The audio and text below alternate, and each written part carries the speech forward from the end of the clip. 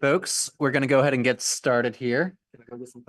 Yeah. As a quick tech check, so for folks sitting at the tables with the mics in front of you, red means that you are muted, green means that your mic is hot. For the presenters up here, the red light, these mics are a little bit different. The red light means that you are on. So with that, I will go ahead and start our recording. Recording in progress. Okay, I'm going to declare a quorum, and I'll call this joint Merck and Metro Council meeting to order. I will now ask our clerk, Con Ayers, to call roll for attendance. Thank you, Counselor. Counselor Lewis, Counselor Rosenthal, Counselor Gonzalez. President, good morning. Is online. Can you hear me? Yeah, we can hear you. Just we need to turn up the volume a little bit. Thank you, Counselor. Let's see. President Peterson is excused today. Counselor Simpson and Deputy Council President Wong. Present. I'll now call the Merck commissioners. Commissioner Deidre Chris Rusoff. Here. Commissioner Danielle Milan. Here.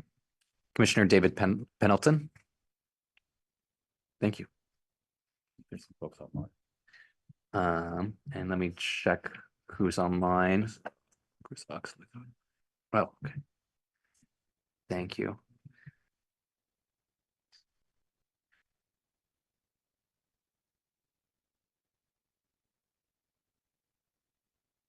Okay, and we now have Commissioner Chris Oxley. Here. Okay, and then we have Expo. Oh, great. Chair Sotomayor Phillips is here as well.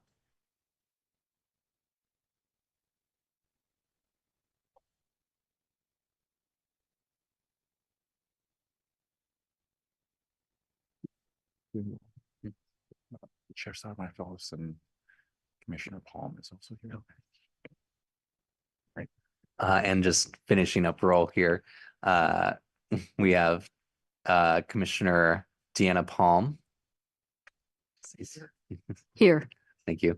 And Chair Kara Studemeyer Phillips. Good morning. Thank you. Okay, and then we have a Expo safety briefing provided by Matthew. Morning. Thank you, Deputy Council President Wong. It's my pleasure on behalf of the Expo staff and all of the partners here at the Portland Expo Center to welcome you, our Metro Councilors and our board commissioners, and Metro staff and our guests in North Portland, home for community and cultural events, sports competitions, and even Cirque du Soleil. Always look forward to seeing you at upcoming events like the Rose City Vintage Market coming up in mid-July, or even Cirque du Soleil's Cruiser running August 21st through October 6th. I want to thank you for your time, effort, and energy on behalf of this campus that means so much to so many.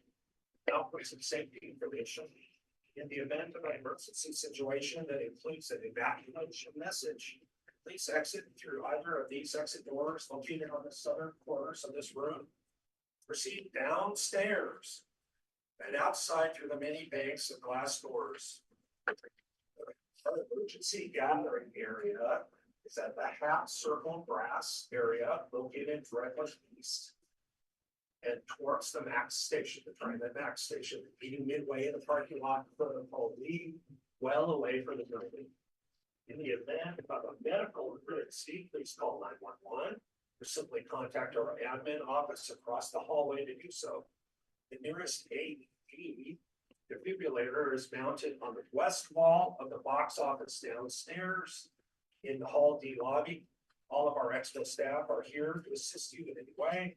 I hope you have a great meeting today. Great. Thank you, Matthew. All right, now on to our primary business item, the Expo Future Sports Feasibility Study Findings. Today's meeting is a joint work session with Merck. We're excited to have the opportunity to meet and continue our good work together. This morning, Merck and Council welcome the Expo Future team.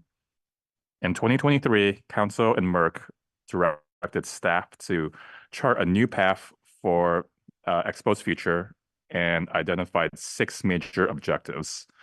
Staff have been working on all of them and have kept us and the community informed of progress throughout the year. Today, we'll hear about the 2 primary areas of work of the Expo Future project. First,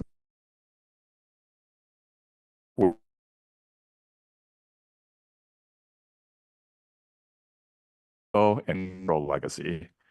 Second, the work with stakeholders to create a sports-centered redevelopment strategy for Expo to ensure the long-term financial sustainability for the site so that Expo Center continues to be an asset to our entire region and creates opportunities to capitalize on our reputation as a sports and outdoor destination.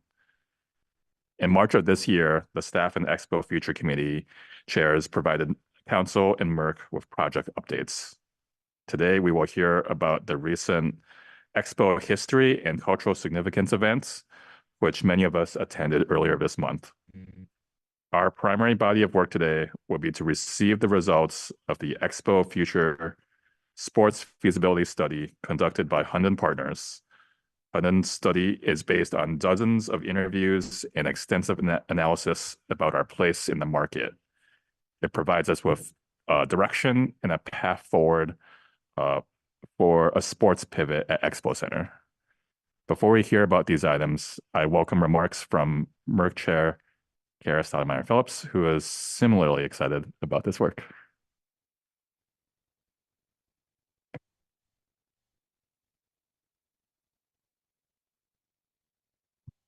Thank you, Councilman Wang.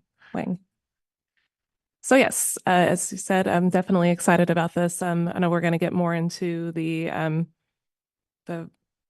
history and the cultural celebration and events that we had a few weeks ago. But for me, that was really a centering opportunity to come to that. I don't want to give away too much of their piece, but for me, it was definitely a centering to see the collaboration of we all are learning. Some of us knew, but some of us are learning the history of all that took place in this building, and to see that collaboration between all those different entities, all those different cultures, all those different ethnicities come together to just have conversation and presentation. That doesn't always happen when there's a lot of different histories, a lot of hurts and hurts from the past, that it's not always an opportunity for people to share in that pain. But what I saw and what I continue to see is that there is a mutual understanding that there was pain and that we can triumph over it and what we can build. So for me, as I've shared before, born and raised in North Portland, just like not far from here at all, been here many a times over the years for the fair as a kid, and then now with the events with my own family. And so this is very close to home for me. I don't go far to get to this place. So and as a parent that has lots of sporting events that I go to, it'd be nice to have something here in Portland where we don't have to travel, and welcoming even more people, which of course brings more commerce into it builds our economy. And as we're bringing Portland back, this would be a jewel in the crown of bringing Portland back. And so it's very personal for me, and to have the opportunity to be able to do something professionally that is personal. It's it's one of those things that you look for and want to celebrate that opportunity. So we as a commission are all in. This is something we've been through many studies. Folks know here in this room, we've been through many studies, but this is it's always when it's the right time, and it feels like this is the right time, and we have the right people here working, the right team members working, and it's just we've reached that sweet spot, and so we are all committed and very happy to be here with you all, and thank you for coming out here. And we have our meetings at all of our locations, but we appreciate you all coming out here to join us today. and have this conversation. And I feel like we have all of the information now that we've been looking for. So please ask questions. And I know when we have these work sessions, sometimes it's like presentation, but really when we say work session, we really want it to be that. So forget everyone over there and let's not forget everyone over there. But really, you know, that's why I'm looking at you all to talk to you, because we really want for us to work as a team here and just have conversation, ask the questions, and, you know, get the information that we need to make the best decision for our community. Thank you. Great. Thank you, Chair. All right, now let's turn our attention to Paul Slyman, Metro's General Manager of Major Projects and Expo Future Project Sponsor, to begin the update. And I'll let you introduce your whole team here. I will.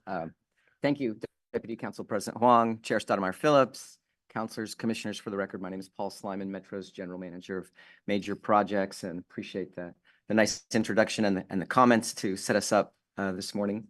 To my left is Eliza Canty-Jones. Eliza is the Chief Program Officer from the Oregon Historical Society and a very active member of our Historical Significance and Memorialization Committee. And she's going to touch on some of the things that Chair Stoudemire Phillips mentioned in her remarks. And to my right are Rob Hunden, President CEO of Hunden Partners, and Sean Gustafson, the project manager for the work we're going to share with you this morning. And we couldn't be more excited than to have this opportunity here at Expo. And I know it's a lot of extra work for Connor and Amy and Jovian and Stephanie and everyone to put this meeting here. And I just want you to know that the work matters. And we're glad that we can be here, Matthew, at your venue where so many good things happen, to talk about this sports pivot.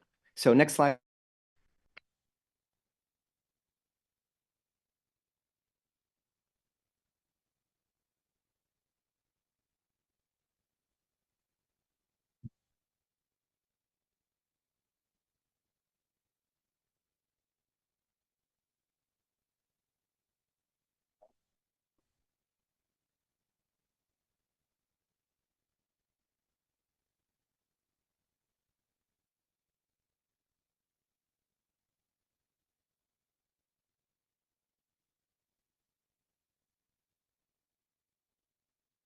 And I can continue, and then you can just catch up with me. How's that sound?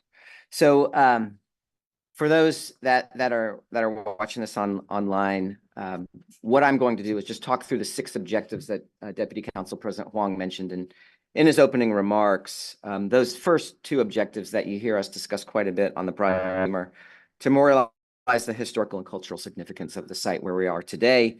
And the second one is to create a long-term plan for financial sustainability, sports centered, not sports exclusive, and you'll hear me emphasize that a lot, facility. Last February, Council and Commission, you directed us to pursue these six objectives for the Expo Future. You can see the 2 most prominent ones that I just mentioned on the slide before you, and they're the ones that we routinely update you on. This first objective really drives our work. It's our passion. It's really embodies our commitment to this site. And Eliza's going to share that with you. Let's go to the next slide, and I want to talk about the second objective. The second objective really is the purpose of today's meeting. As Marisa Madrigal, our COO, reminds me routinely, let's face it, Oregon is a recognized sports powerhouse. And the Expo Center can be a showcase for this reputation. Sports tourism is one of the fastest growing markets in the nation. Recent studies that Sport Oregon provided to us show that it contributes over $128 billion in annual total economic impact to our country. That's according to the 2023 State of the Industry report from Sports ETA. We're really excited for Oregon to be a part of that. And we're really excited for Rob and Sean's report to be shared with you in a few minutes. Next slide, please. A few additional objectives that are worth mentioning. Last year, you directed the 2 that you see on the screen before you. We're happy to report completion of these 2 objectives. Our governance structure was approved by Chair Stoudemire Phillips and President Peterson, and in doing so, they also agreed to co-chair our Executive Advisory Committee. I cannot say enough how helpful that committee and the many partners on it have been. We have a remarkable coalition of community members who care deeply about Expo past, Expo present, and the future. We benefit from their involvement at every step, and I'll mention a little bit more about them in a moment. Also, Steve Falstick, the GM of Visitor Venues, and Matthew Rochford led the development of a revised booking policy adopted by Merck earlier this year. It prioritizes sports. It also values our existing and long-term show clients. It's our firm belief that we can make this sports pivot and support our client base here at Expo. Next slide, please. As you know, our historical committee on the left of the screen is co-chaired by former Metro Councilor Ed Washington and Japanese American Museum of Oregon Executive Director Emeritus Lynn Fuchigami Parks. And our Sports and Facilities Committee on the right is co-chaired by Renee King of Providence and Megan Conway and James Jesse of Travel Portland. We have an incredible list of members on all of these committees, and you can find a complete listing in the staff report. I'll mention a few of them for those that are listening online. Members from the Siletz Tribe, Oregon Black Pioneers, Vanport Mosaic, Kaiser Permanente, Sport Oregon, Travel Portland, Portland Metro Chamber, our signature teams, the Blazers, the Timbers, the Thorns, the Hops, the University of Portland and Portland State University, Oregon Restaurant and Lodging Association and their members, the Albina Sports Program, and representatives from Multnomah County, City of Portland, the local neighborhood, and more. We've also benefited on these committees from the involvement of Councilor Simpson and Commissioner Palm, serving on the Historical Significance Committee, and Councilor and Commissioner Pendleton, serving on the Sports and Facilities Committee. Next slide, please. And when the time for redevelopment arrives, we will maintain your direction and Metro's commitment to prioritizing the use of local contractors and vendors, as shown on that fifth objective on the screen. Lastly, we are working closely with our partners at Interstate Bridge. We've coordinated several site tours, and we have discussions with them ranging from site histories to predicted traffic and road changes and so much more. Next slide, please. In addition to coordinating cultural events, like previously mentioned, tours of the Japanese American Museum of Oregon and storytelling here at Expo, we've also invested in our education about sports facilities, and we share this information in our monthly newsletter that's received by over 1,000 people every month. In case any of our hosts from the facilities we've visited are watching today or see a copy of this meeting in the future, they should know just how much we sincerely appreciate their time and their generosity. Our nearest neighbor you see on the screen above is the impressive, reasonably new podium facility in Spokane, Washington, which helps Spokane punch way above their weight in terms of sports and sports tourism. Representatives from Sport Oregon, Travel Portland, the Expo Center, our Convention Center, and our project team traveled there last November to learn how they brought this facility to be. Next slide, please. Earlier this month, a similar contingent traveled to Hoover, Alabama to learn about their sports complex. Here we are with Mayor Frank Braccato and his city manager and parks director. We learned so much about their facility and specifically community use with tournament play through things like a splash pad, a climbing wall, extensive RV parking, and birthday party rooms with serious sports tourism centered around SEC baseball. Next slide, please. And nearby to Hoover, we toured the Birmingham Crossplex, a city-owned and city-operated facility where they specialize in competitive swimming events, indoor track, and court sports. Next slide, please. A facility we recently traveled to that represented a potential vision for Expo was in Memphis, and at their 2-year-old sports and event center, part of a larger Liberty Village campus. Next, please. As we've heard from every visit. Okay. The name of the game in these facilities is flat, flexible floor space. One more, please, Anushka.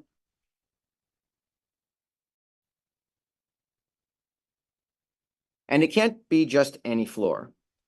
Whether you're courting basketball, volleyball, pickleball, badminton, you name it, facility operators need to know their flooring surfaces. It helps draw the best tournaments to your community. Next slide, please. And they do all this at Memphis, and they have community programs to just let kids be kids. They call them kick and run programs. These facilities that we visited are all impressive, and they all use sports tourism as an economic engine for their community. They drive hotel nights, they drive restaurant visits, they drive rental car uses, and they drive so much more. Two of the facilities also emphasize local community uses during the weekdays. Next slide, please.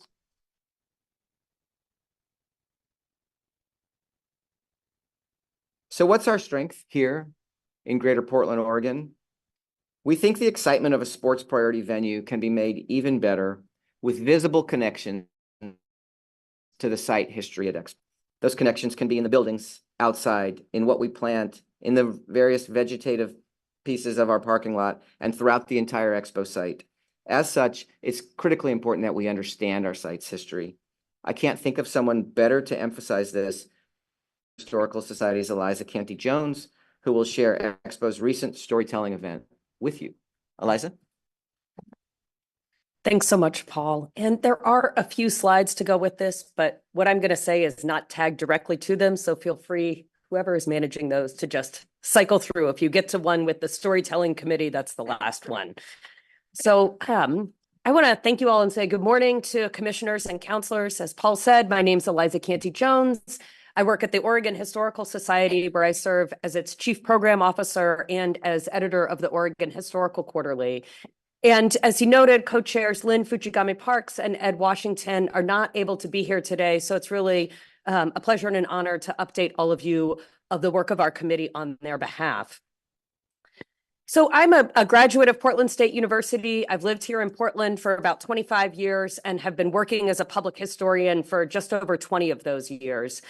And since I first spoke with Paul Slyman and with Katie McDonald about the work that the Historical Significance and Memorialization Committee, or the HSMC, is doing, I've really been enormously impressed with the approach that Metro, and that includes all the staff, you, the elected and appointed officials, and the committee volunteers are taking with this work. It's a pleasure to be part of the HSMC, and I'm optimistic that the work that you all are doing will produce physical results here at Expo that people can't miss when they come to the new sports facility here.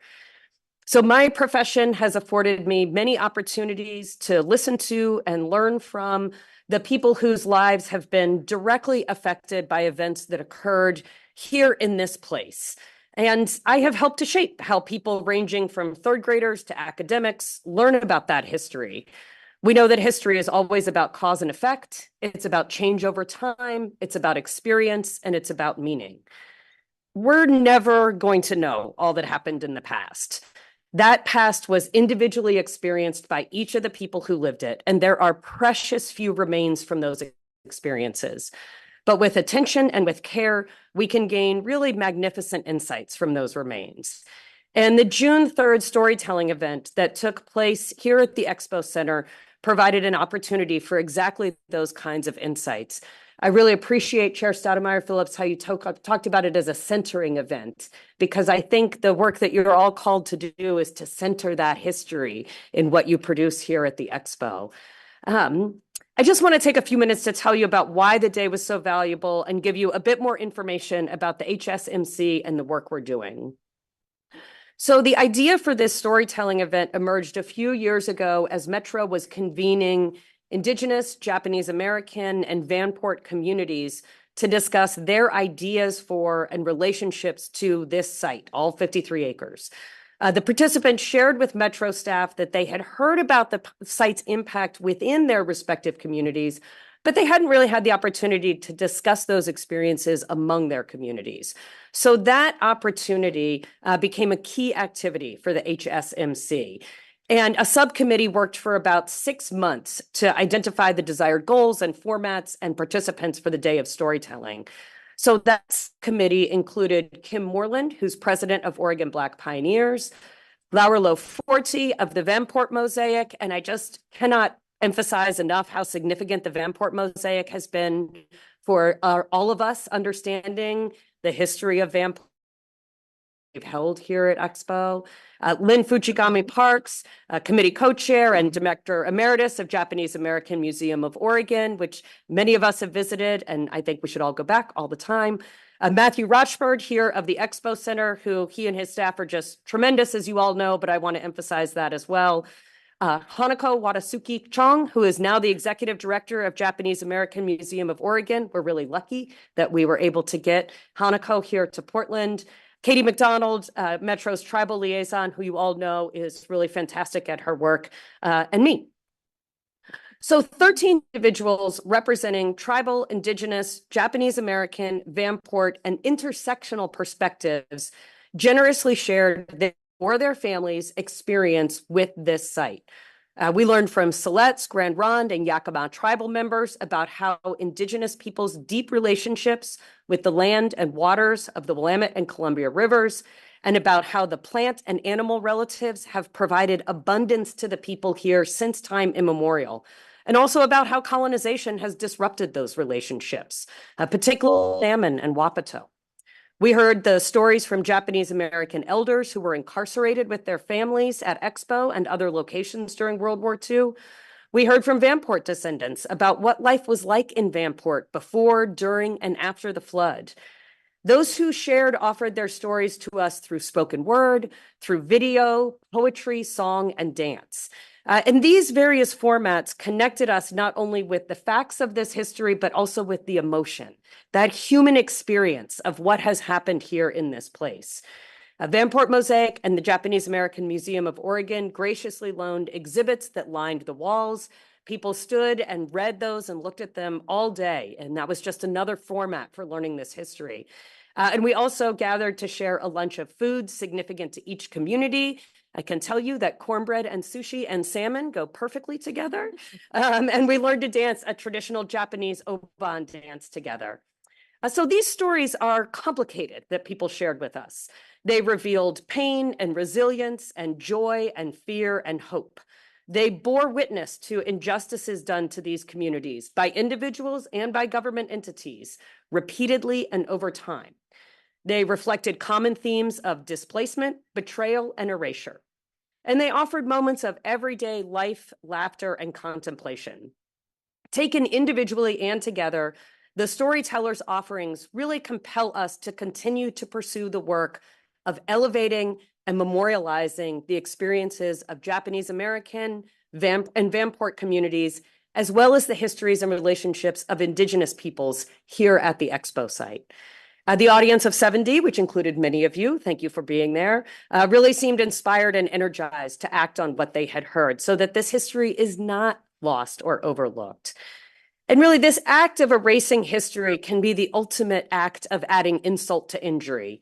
One of the new things new to me that I learned on June 3rd had to do with the significance to community members of the park nearby being named Delta Park. This was an act that, as I recall, the city of Portland took in the 1960s, and it served to further silence that history of Vanport.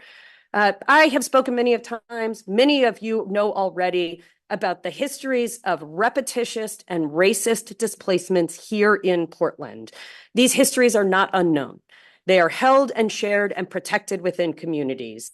And they are also connected to histories of belonging. The indigenous people of this place have belonged here for thousands of years, since time immemorial, and those people will always be here. Other people, like me and like many of you, have come here from near and far and have built relationships and families and lives. What I heard at the June 3rd event here at Expo was the powerful connections among all of these histories.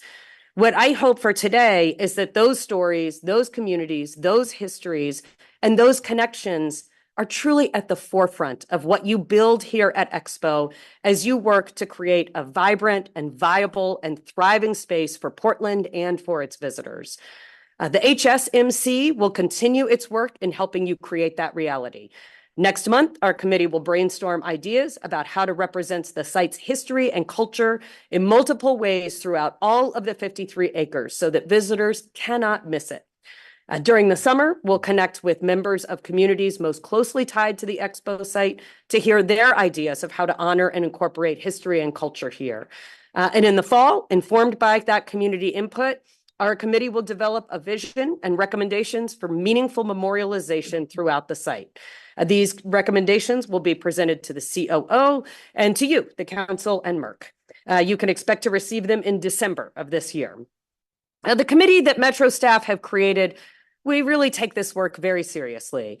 And I will share with you, there is no small amount of anxiety about how to complete this work with success.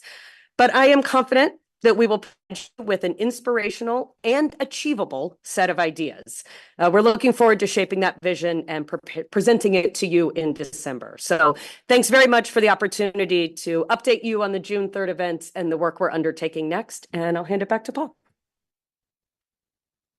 Thank you, Eliza, and councilors and commissioners. That's our superpower. The rich history and culture here is what's going to make a difference for our facility. And thank you, Eliza, for that overview and for all the effort you have put into this. And you talk about how excellent everyone on the screen is, but you similarly are. So thanks so much. I'm going to transition now to sports. For the last 6 months, destination real estate consulting firm Hunden Partners, to my right, has conducted a comprehensive analysis to assess the feasibility of including more sports-related activities here, with the hope of providing an economic and social driver that will benefit our entire region. This was not Hunden's first look at the Expo site, but this is the first time they've assessed Expo with an eye toward reshaping the 53-acre campus as a sports-focused complex. Their work has been supported by many individuals and organizations who have shared information and expertise with them. The Expo Future Sport and Facility Committee has also been instrumental in guiding and refining the study, and we received important input from the Expo Future Executive Advisory Committee as well. So now I'm pleased to have these results presented directly by Rob Hunden, President and CEO of Hunden Partners, and Sean Gustafson, Project Manager for this study. Rob and Sean will share with you 4 proposed use scenarios, along with their cost estimates, advantages, economic and other benefits to the region. We are not asking council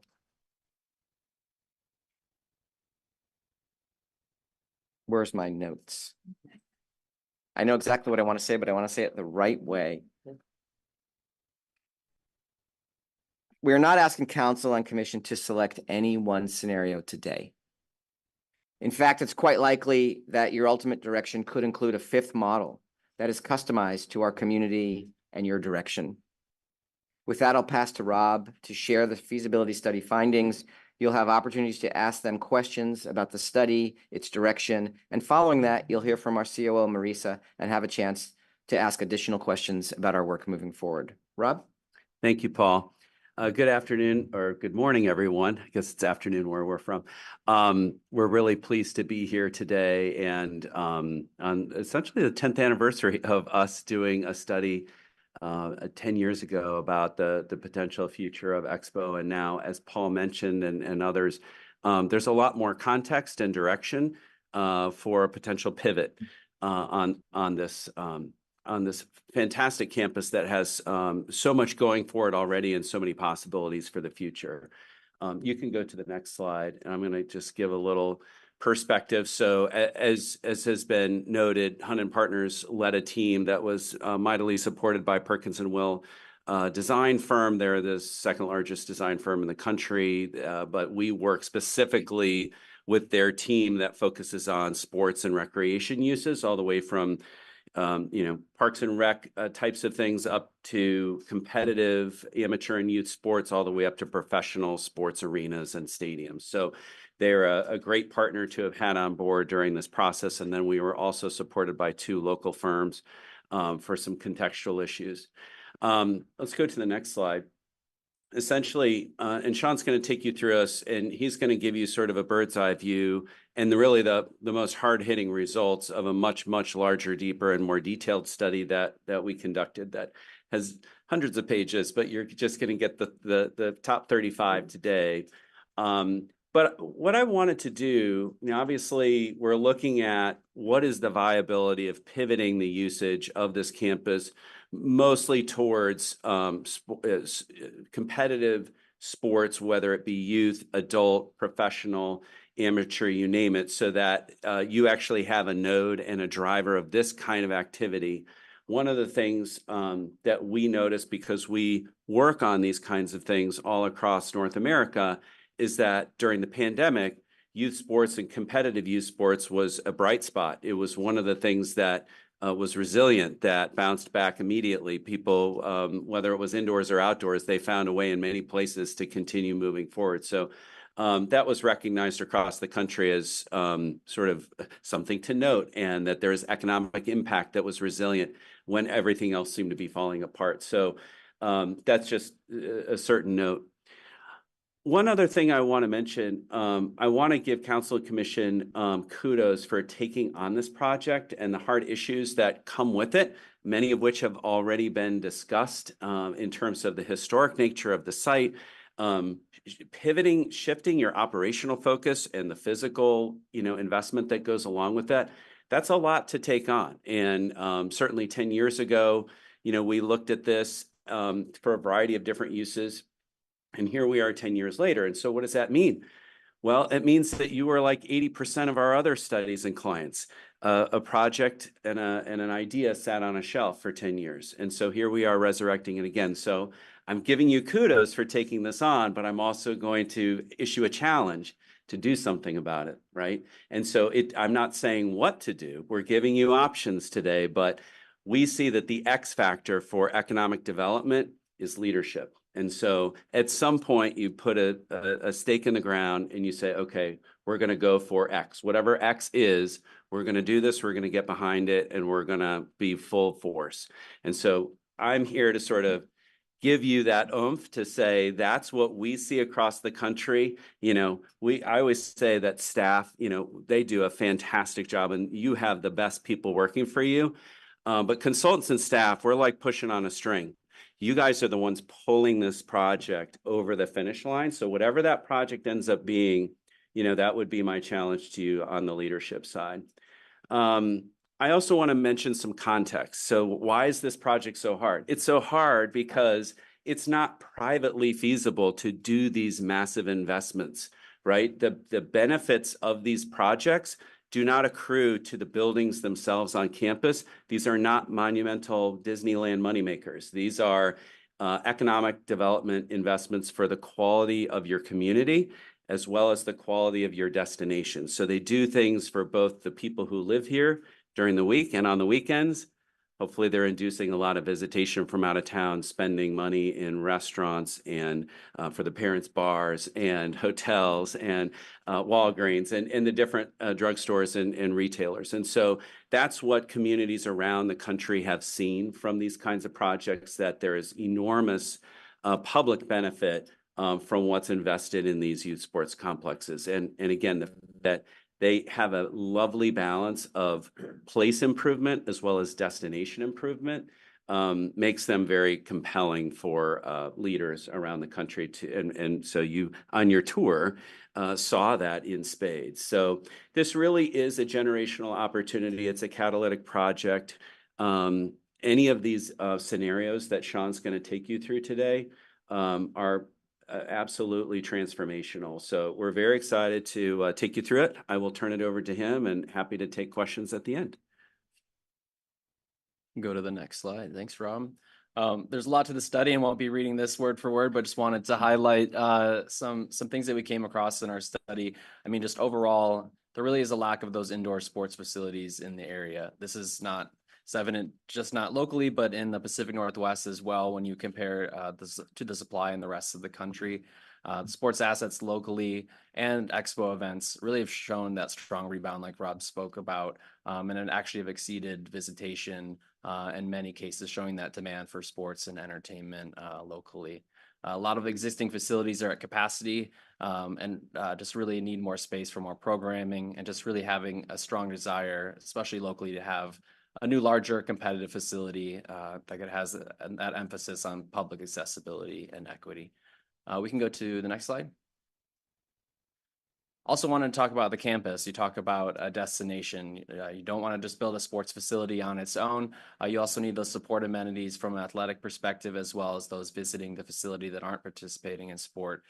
This goes to on-site food and beverage offerings beyond the norm, having things like a family entertainment center. Those can often involve rock climbing wall, a ropes course, arcade, esports rooms, things like that, that really just help drive more visitation and support those visiting the site.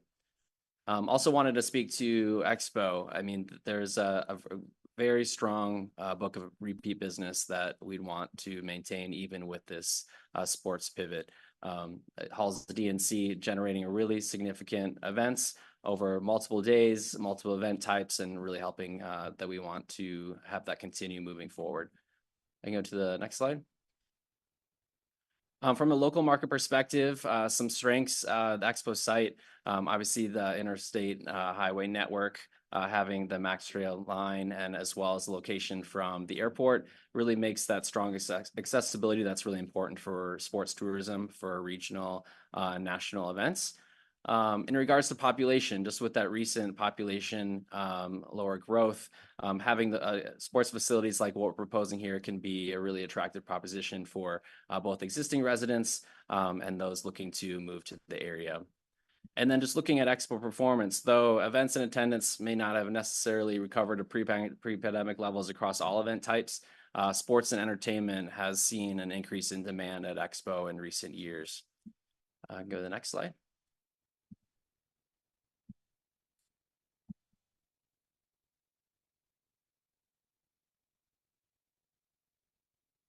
I can go ahead and just talk through the next slide as you're pulling that back up.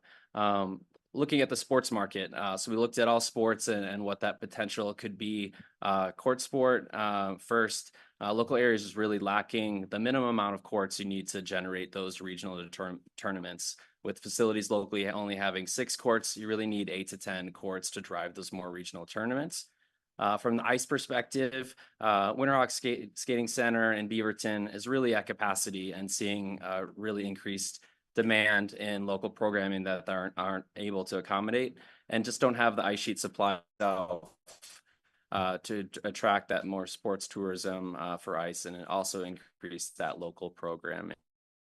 Local areas also lacking in indoor turf fields, can be used for multiple sports, and as we'll talk about later, can also potentially be used for Expo events.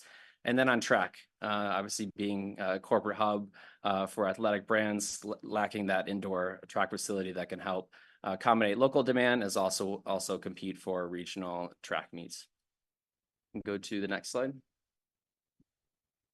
Also, as the campus as a whole, want to make sure that there's things on site, again, that visiting families and children have to do. Related to sport, want to have those dedicated space for fitness, sports performance, classrooms to help increase that utilization. And that family entertainment center with those strong food and beverage offerings it really helps with the financial feasibility of these types of facilities. We also took a look at the local hotel market. They have yet to recover to pre-pandemic occupancy. Having those additional demand drivers like the projects we're talking about here really can help boost that performance in the long term. And then as these facilities stabilize, new visitation to the site that we're projecting can potentially attract future commercial development in terms of retail and restaurant.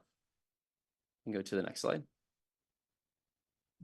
Here's just a list of groups that we had interviews with over the course of our study, really wanting to understand the local and regional market and the opportunity for the project. You can go to the next slide. I just wanted to summarize really the collective feedback that we heard again and again on the calls that we had. Really just that the city's at that inflection point and just having that need for revitalization and that sports can really be a catalyst for that. Bringing sports to the forefront could be a new way that Portland presents itself as that regional hub for sports. Also, any development should help support the community and help make sense economically and financially. Since this is difficult, hosting those larger tournaments will be key on the weekends. With private management potentially the best route to take due to their experience and ability to really bring in that sports content. You can go to the next slide. Here again is a list of things that you'll see in our recommendations we're supported by the market, but also even supported from local facilities and stakeholders that we spoke with.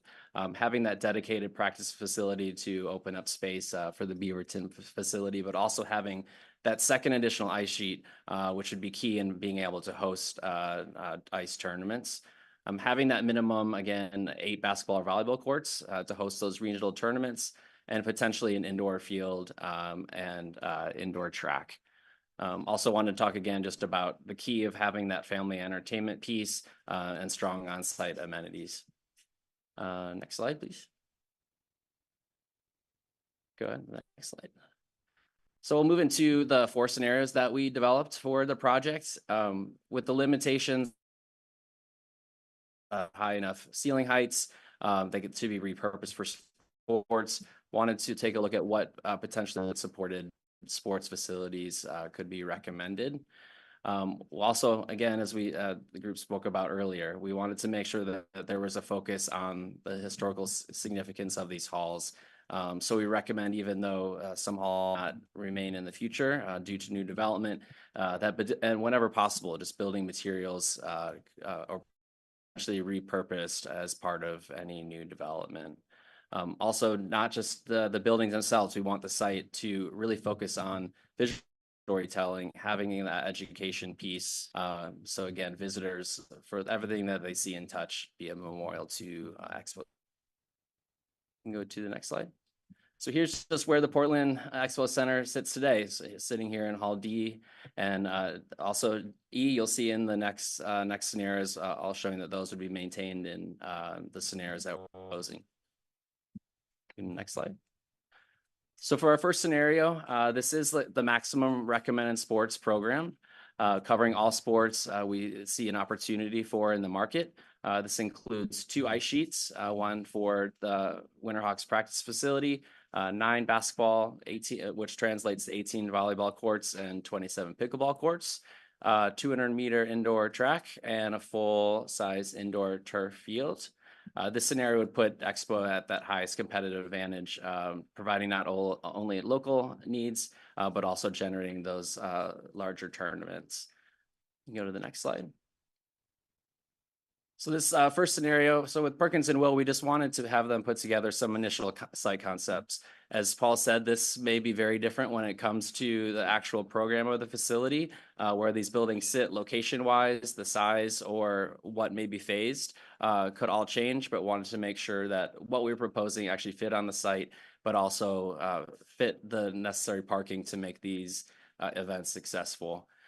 You'll see highlighted in yellow, there's a space for approximately 20,000 gross square feet of a memorial museum. What that may look and feel like, or if it's even a museum in the first place, I think will be determined by the engagement with the Historical Significance and Memorialization Committee. Next slide. The second scenario has the same ice and court program as that first scenario, but doesn't include an indoor turf field or a track facility. Based on our analysis of the market, ice and court facilities are expected to be utilized the most, while a track or single turf field would be more limited in the ability to generate more regional events and tournaments. You can go to the next slide. And here just shows potential location of these facilities. Move some things around to show potential of where things could be located through the site, but wanted to point out a couple more things on here. On all these slides, you'll see in green some community space and gathering spaces for outdoor events, and also a dedicated space at the bottom right for Cirque du Soleil and other larger events and festivals.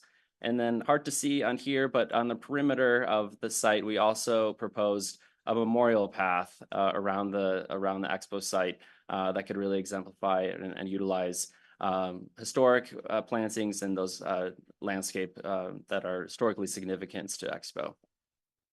Go to the next slide.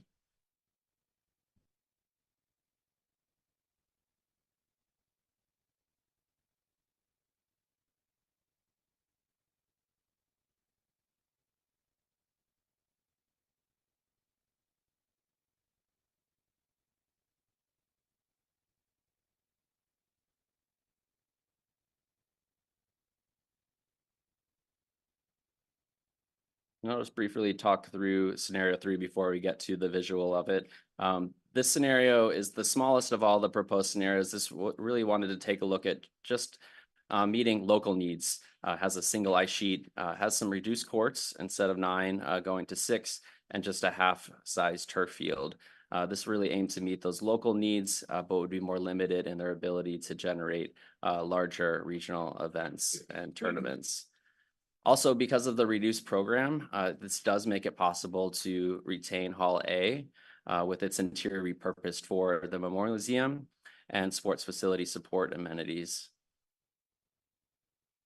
Wait till the site concept come up and we'll talk through that further.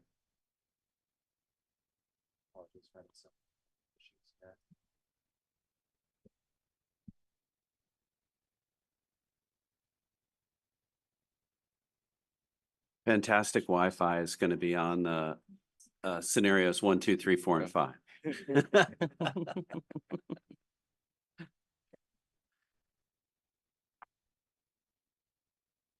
All right, there we go. So you can see here just a different placement of these smaller building sizes, greater ability to have some more community spaces. And then you'll see at the top along the Columbia River showing that repurposing of Hall A for that Memorial Museum and some F&B, food and beverage, and athletic support spaces. Go to the next slide. So scenario 4, it has the same program as scenario 1, but it also includes the addition of a potential dedicated professional basketball training facility. We've had some very preliminary conversation with teams and may not be something that moves forward, but wanted to show that there is the ability to have it on site if this was to move forward. This would include 2 courts, as well as additional space for training and fitness, treatment and rehab, as well as team spaces. Go to the next slide. So we also, in this scenario, even though it's similar to scenario 1, we moved around the placement of some of the sports facilities, but kind of in the middle of the page, you can see the location of that potential training facility for professional basketball. Go to the next slide. And then we also had Perkins will develop some really rough order of magnitude cost estimates for the scenarios. We wanted to make sure there was a significant amount of contingency and escalation in these costs. You can see that these are pretty significant from a capital investment standpoint, ranging from over 200 million in scenario 3 up to over 400 million under scenario 4. Go to the next slide. And then the next one. So we also wanted to make sure, well, we think these are supported, but how will these facilities perform? So based on our analysis and the market and multiple conversations with national sports facility operators, we made projections for the demand side for events and attendance, as well as financial projections. Aside from the professional basketball training facility, scenario 1 are identical, projected to produce the same amount of tournaments and other events. We did make the assumption that the court track facility would be used for court sports 9 months out of the year, and then a track facility 3 months out of the year. So it's that dual purpose facility versus having a standalone track facility that would not be supported from a financial perspective. You can see just from scenario 3 with that local emphasis, a significant reduction in the ability for such a facility to generate more tournaments and sports tourism. Go to the next slide. And then from these events, based on the market and other facilities, other comparable facilities, we made projections for attendance. Public use and daily rentals, we did based on the assumption that these facilities would be free to the public during the weekday, daytime hours, and then available for rents on weekday nights and available for tournaments on the weekends, making sure that that public community event benefit was a piece of this facility and not just driven by sports tourism. And then from the ice perspective, you can see it's a pretty similar. The Winterhawk Skating Center in Beaverton generates over 350,000 visitors a year, proposing two additional that they believe they can bring in from these new facilities are shown in this table. You can see pretty similar projections as far as overall attendance for scenarios 1, 2, and 4, with a significant reduction on scenario 3 due to that reduced sports program. Next slide. And then we also wanted to take a look at Expo business itself. There is a potential impact of these sports facilities on Expo's existing business. There are a number of large events that use more than halls D and E. So if halls A, B, and C are there, it could potentially be lost. But what we wanted to show is that a turf facility, when included in these scenarios, does have that ability to have a temporary hard surface overlay so that those events, even though there is a loss of exhibit space, they can still continue with the presence of that indoor turf facility. You can see overall events over 200, just as a comparison in fiscal year 2023, Expo produced 202 event days. And the next slide. And then based on those events, we made projections for Expo event attendance. In 2023, 300,000 in attendance. With those incremental increases in consumer shows, concerts and entertainment and sporting events, attendance for these events are actually expected to increase for scenarios 1 and 4. But then in scenarios 2 and 3, whether there isn't a turf facility that could be repurposed for Expo events, or scenario 3, where there is just a half of a field, there is a decrease in attendance projected based on those scenarios for Expo type events. Next slide. And then moving on to financial projections. We wanted to show the projections for the combined new sports facilities as well as Expo buildings D and E. We based those on historical averages that Expo has performed at, and also confirmed our assumptions with the national sports facility operators for the sports facilities themselves. You can see from the biggest chunk of revenue is from rental revenues. That's from court, track, or turf rentals, as well as building rental. For the ice facility, we do assume that would be under a lease structure, where the Winterhawks would pay a lease per square foot and then are responsible for their own operating expenses and staff. We also made projections for food and beverage and the Family Entertainment Center, which generates significant revenues for the facility. From the expense side, we did assume a full load of new personnel and part-time labor would be needed for the sports facilities, as well as in addition to the current load of Expo staff. And we did assume this would be under a private management structure that would have a new management fee in place. You can see from the bottom line, this looks pretty significant. The caveat to this is because Expo is in a different position from many sports facilities in that it can charge for parking, which we're only assuming for tournaments and Expo events. And it also has this Family Entertainment Center. Without these pieces, these sports facilities, and even in this scenario, would generate at or below break even. But profit from Expo also supplements this. The debt that is in place comes due at the end of next year and will actually generate over $1 million in net new cash flows for Expo moving forward.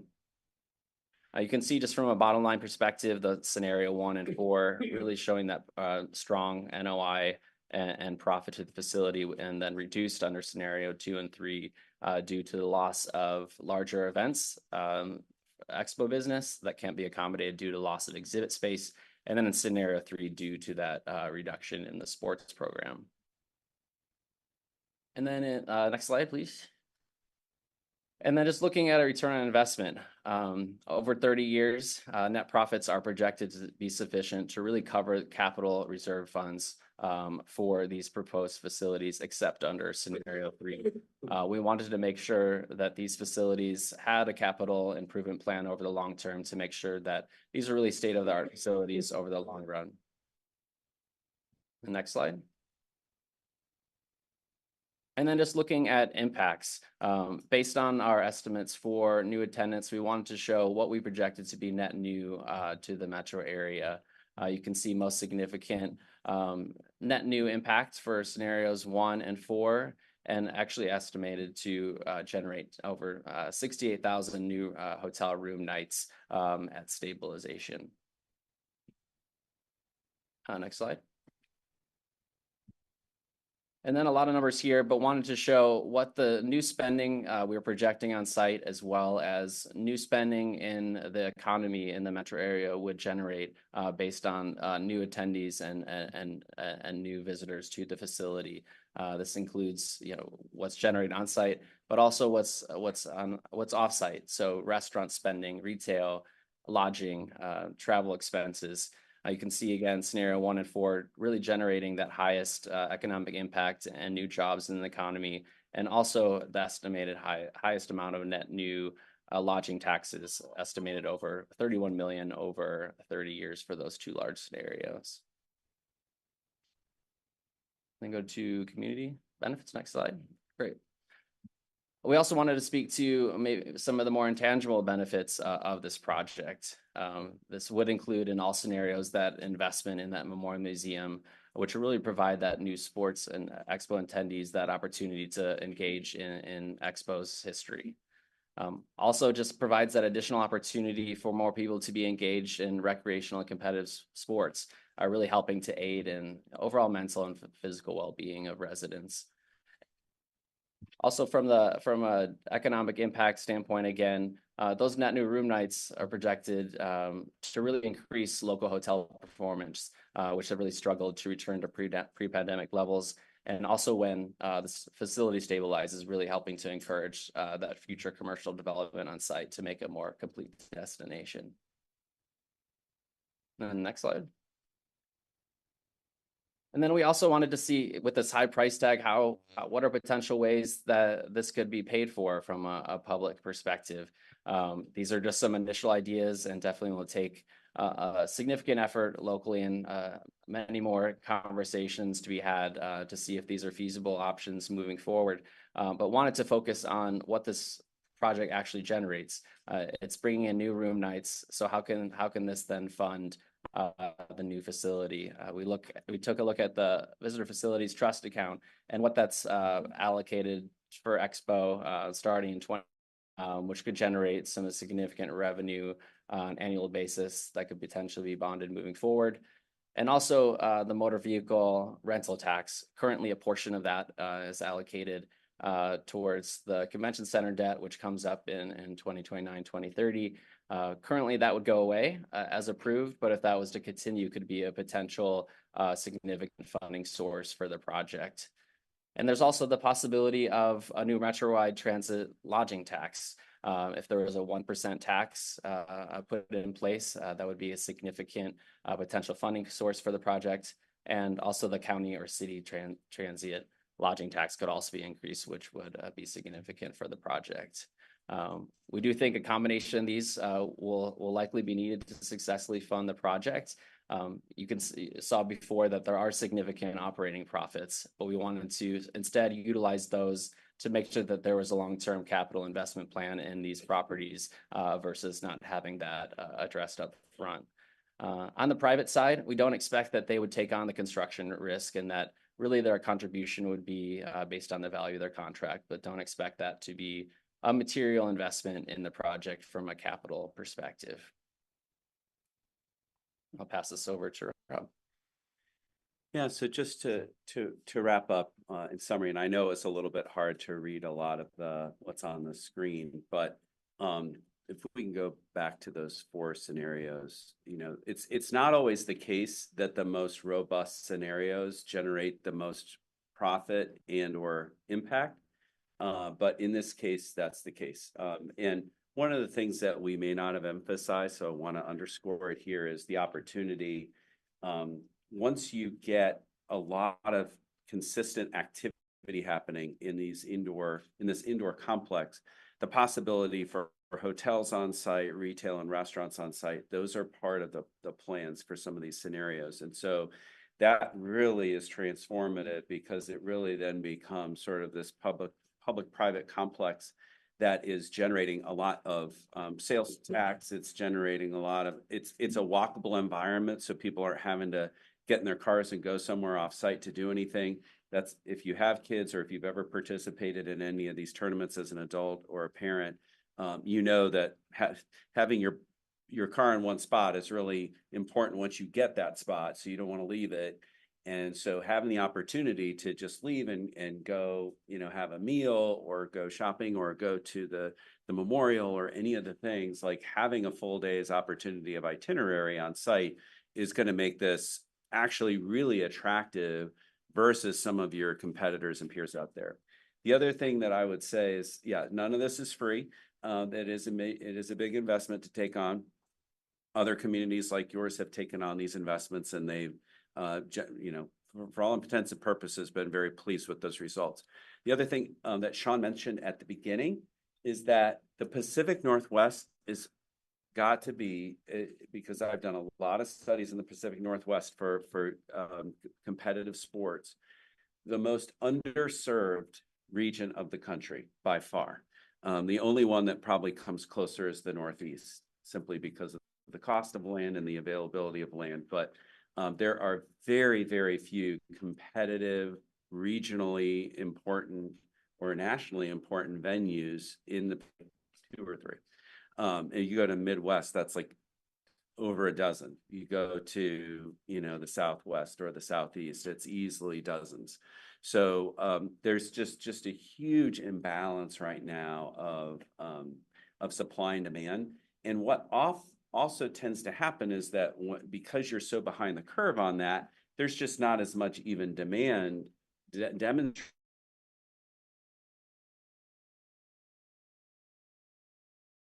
itself in this region, as is demonstrated. I don't want to use the phrase "if you build it, they will come," but it's almost like if you build it, more events will be created because they simply just don't have anywhere to go right now. So there really is a real opportunity in the marketplace. It then comes down to, what do you want this to look and feel like? Do you want to take this on as a major community investment? But from a quality of life and a quality of destination perspective, our other clients across the country have seen great benefits from these. And so we would put it to you to, you know, consider it and ask questions and get comfortable with it and see how you want to proceed.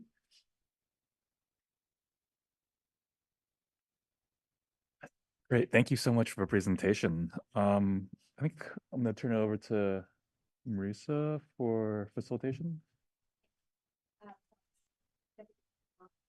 Do I need to? There we go. Can everyone hear me? So I just want to thank the Hunting Partners for your amazing work here. Shout out to the Expo Future Committee members just reached this milestone, especially the Sports and Facility Committee for guiding the feasibility study. I think these scenarios provide an exciting set of options for Expo's future. And there's a lot to chew on here. But for me, establishing that there is a market and that there are huge gaps that we could potentially fill is really exciting. That was our hunch when we started this project, and the data seems to back that up. And we've promised to have a data-driven discussion. So really appreciate again the work of Hunting. So we have 2 key questions for our commissioners and Metro councilors. One, does the Metro Council and MERC affirm its sports pivot directive for Expo based on the findings of the sports feasibility study?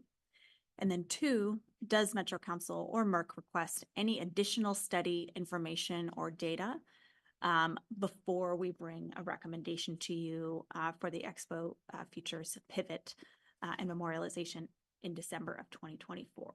So between now and December, we'll be working on a recommendation. Given this information, given what you've heard and what you've been considering, what additional data can we provide to you? So we can just open it up for questions and Great. Commissioners, councilors, any questions?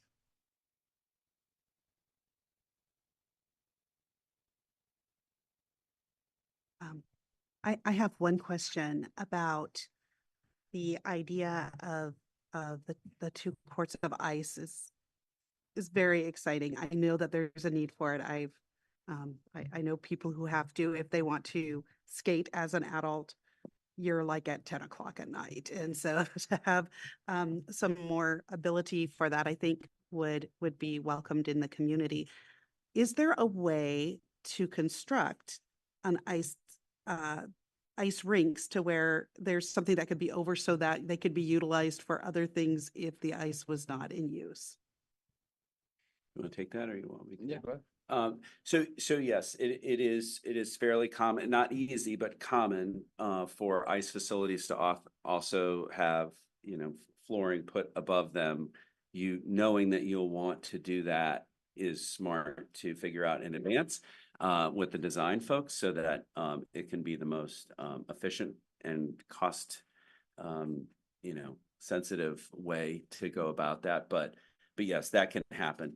That generally in season, they don't want to flip them back and forth often, but certainly, for example, during summer months or certain times of the year, if there's going to be a big stretch of time, then it can make some sense to cover those up if there's going to be a dearth of activity for a few months at a time. But I mean, certainly in NBA and NHL shared facilities, and you saw this year with Boston and New York and a couple other markets, Dallas, having both NBA and NHL teams, which played in the same venues, both in the playoffs, and their whole seasons overlap. So those things happen at the professional level all the time, but there is a cost involved to that. So, but hopefully that helps.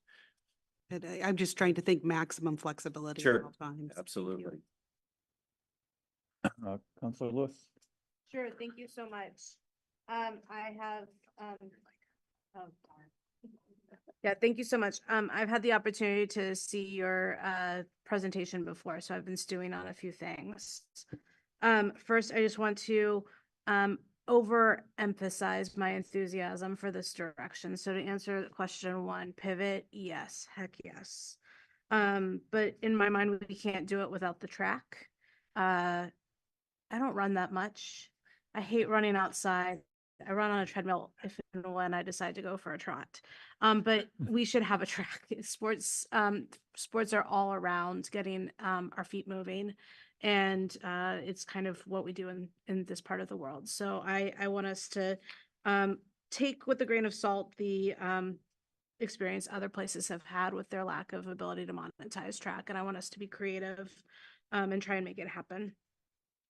I am questioning just the basic footprint.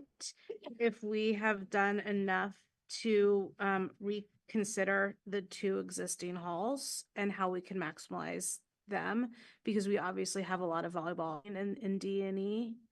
And if we've flexed those numbers in addition to the new projected space to figure out if that has us so that maybe we have too many volleyball courts, or if that opens up like we're now a national and not just a regional location. Yeah, I think we wanted to take a deep look at just how the buildings were utilized now.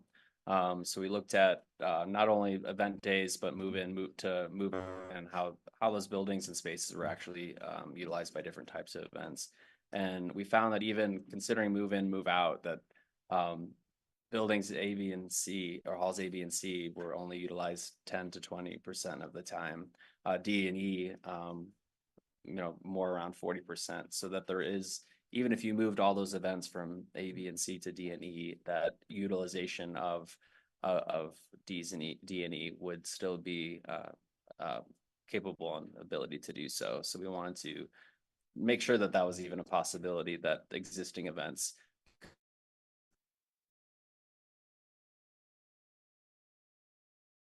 Ask my question clearly enough.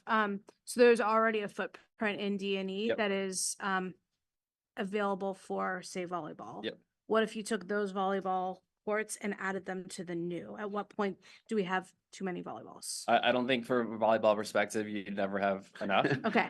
So we actually, in our projections for Expo, because of that additional expansion beyond the new sports court that we're proposing, that you'd have more broader mega regional or national events that could use that expansion space in D&E, and built that into our projections because we thought that was a great potential, especially on the volleyball front. Okay, wonderful. And then my last is, well, I have two more things. We are very excited to see the Max go to Washington State. There are probably going to be some construction related activities and potentially some new build outs with this Max station. I don't see any additional space in the diagrams. What impact might that have in terms of if we have to give up some space? Yeah, I think even with the Interstate Bridge project and what is planned potentially for the station, I think that all is going to come as part of the broader master planning process on, is there going to be changes to what's actually available for development versus what we see today. So I think that that could have an impact. But we're showing that there is significant room, and with the appropriate size parking program, but maybe parking has to go vertical versus surface parking. But I think that'll be determined in kind of the next phase of analysis. And one thing I'll say is obviously this is for this exercise to get to this point, it was more of a game of Tetris to figure out, could all of this program fit? How vertical do you have to go? However, the next phase, if you decide to affirm these results and move forward in a direction, there's going to be a lot of what I would call, professionally speaking, sausage making that occurs to really play with all kinds of rearranging of buildings and site elements and all this, because we want this to be an amazing, gorgeous, authentic place that also solves about 19 problems and opportunities. So there's a lot to figure out. So today, I think, is day one of that, like, hey, we at least know it can fit, but it ain't pretty. So how do we then move forward? So that's really those next steps. Okay, wonderful. Thank you. Yeah. And I guess I'll just underscore for those next steps. I think it's really important that some of the cultural elements get brought out of the museum and incorporated in every the single rest of the- capital investment with Yeah. that flexible use going forward. Yeah, that's something that, we're very excited to see, what comes out of the day of listening and all of the things that, have been in process. But the idea of having something where you're in an experience that's it's all around you and that you're learning and it's not like, oh, you have to go to this little corner of this massive campus to experience this thing. This part of your history and your culture. So it should really be infused throughout. We should be stewing in these juices in a good way to honor and learn and do all of those things that you want throughout the experience of the campus. Wonderful. Thank you so much. Mhm. I have a question for you. First of all, I was very pleased with the results and findings here. But my question is going back to the ice component. I'm a big fan of hockey. But when I think of sports tourism and the future of it and women in sports, can you give us some insight or any data that research you've done to see what that looks like as far as the future opportunities? I wouldn't say necessarily like a breakdown of demographics on participation, but I think what we encountered with the skating center in Beaverton is that, they're running a 20-hour facility, so you can't even get into the niche programming opportunities that there's a demand for. By having an additional ice or 2 sheets of ice, you can open that to more communities and more residents to be engaged in the sport. And I think that structure with their Winterhawks and then helping to increase that program can help that engagement from a demographic perspective. And do you see women in sports? Do you see an opportunity there or throughout? I mean, is there growth in that area? Are we seeing any trends? Have you looked at any trends in terms of women engaging in ice sports, hockey? I mean, certainly nationally, we continue to see women's sports trend in a positive direction. We didn't necessarily get into the weeds on that with that particular sport in this, with women in hockey in Portland, but generally we are seeing those uptrends. Great. I'm gonna go with Councilor Simpson, and then Rosenthal, and then Gonzalez, and then Commissioner Moore. There he is. Thank you, Deputy Council Wong. Thank you all for your presentation. And again, I want to lift up Paul's comments to the staff and everybody that's putting time and effort in this process. Number one, super supportive of the sports direction. I grew up in Sports City, Houston. So as you know, we got all kinds of this, and it's exciting to see this. I'm a +1 a couple of things that Councilor Lewis brought up. Track is in this state's blood. If you didn't pay attention weekend, if you haven't paid attention to the World Athletic Championships, if you haven't paid attention to the trials before, people are excited about that. And I personally have family running in those events that come and visit Portland a lot and they need space to run. So super supportive of the track. In terms of the the museum, I like the idea, but it rings back in my mind this comment that Lynn said, we don't want to be a plaque or something over there. I want to see it everywhere. And again, uplifting Councilor Lewis, we have to get those stories, experiences into our design standards as we think about this. And then finally, Marisa's back. I really appreciate you all looking at the funding mechanisms. And I'd like to, when we have, further discussion as a council about that, I'd like to look at a few scenarios around that, because I think that's going to be the key to all of this. So thank you. Thank you. Councilor Rosenthal. No questions? All right, Thank you, Deputy Chair. First of all, I second the idea of track. I like watching. Yeah, I can't run anymore, but I do like watching it, and I think it's important. It is part of the DNA of Oregon, and something that we're recognized for. So I think that that's important. I have a question, and then I have a more general comment. My question is: you mentioned using the some of the turf fields with an overlay for events such as, I don't know, there's a pool and spa event that happened this last weekend or something like that. Does that apply to the elevated turf fields or only to and does it apply to the open space, the green space areas? I wasn't sure actually what fields would be applicable for that. And as we know, I mean, they just had swimming in a football stadium. And so technologically, we can do pretty much almost anything these days. Yeah, that would apply for the indoor turf facility as well as outdoor spaces. So typically it's a product called Matrax, Matrax, if you want to look it up. There's other options out there, but they'll be used for concerts, festivals to put an overlay on a surface, but also for an indoor turf facility. Grand Park sports facility in Hamilton County, Indiana does that. It's a significant cost for the turnover, but that's something we wanted to build in to show that potential for larger events. But yeah, it's an indoor or outdoor application. Okay. And then I wanted to make a comment on the historical aspect, the important historical and cultural aspects of this whole area. And I think that we also have to consider in the long run that we may have to rename both the Expo Center, because it doesn't really have the kind of connotation that we might want to focus on historical aspects. And we might also want to consider renaming or naming the bridge, because the bridge and the Expo Center are going to be closely tied and closely allied. And I think we want to recognize the cultural importance of this crossing and this area on the Columbia River. So I just guess something that we have to consider in the future. Thank you. Councilor Gonzalez. Thanks, y'all. Can you see the thumbs up? Can you hear me? Is audio good? All right, great. Thanks, Deputy President Wong.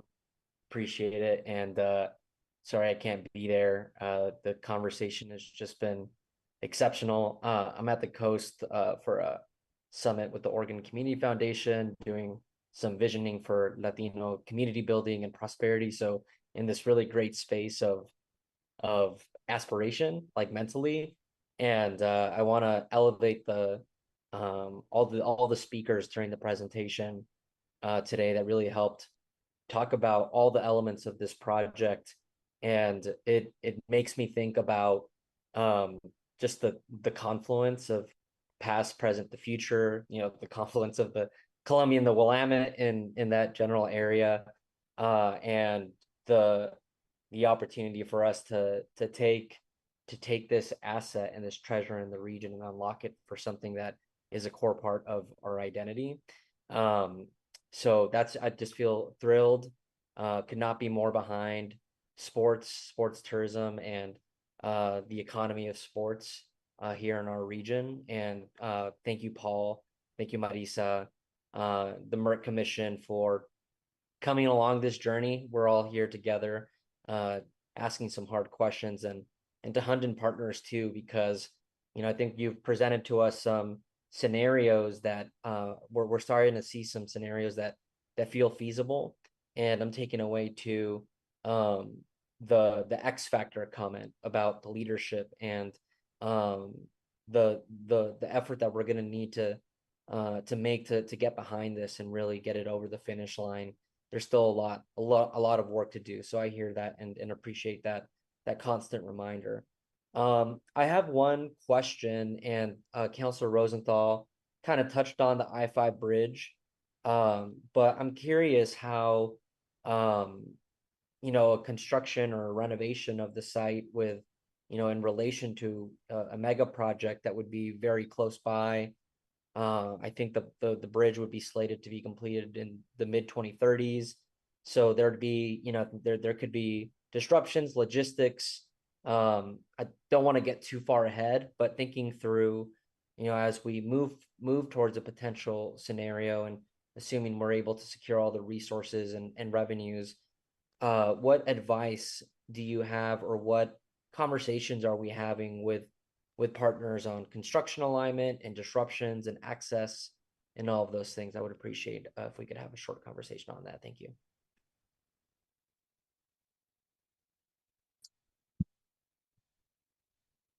Thank you for that question, Councilor Gonzalez. We do coordinate very closely with Interstate Bridge as well as our own planning and transportation department.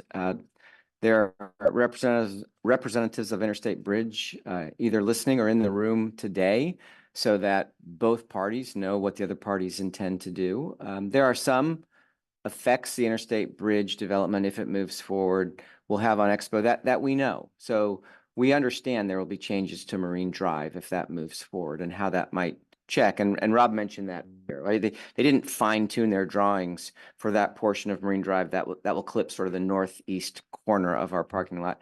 But we know as we get into sharpening our pencils and refined drawings, we'll have to account for that, or changes to Expo Road, for example, how it enters the facility.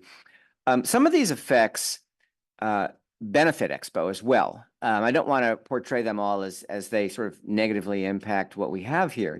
Improved ridership on the MAX line is going to be fantastic for people that fly into PDX and are coming here for a tournament.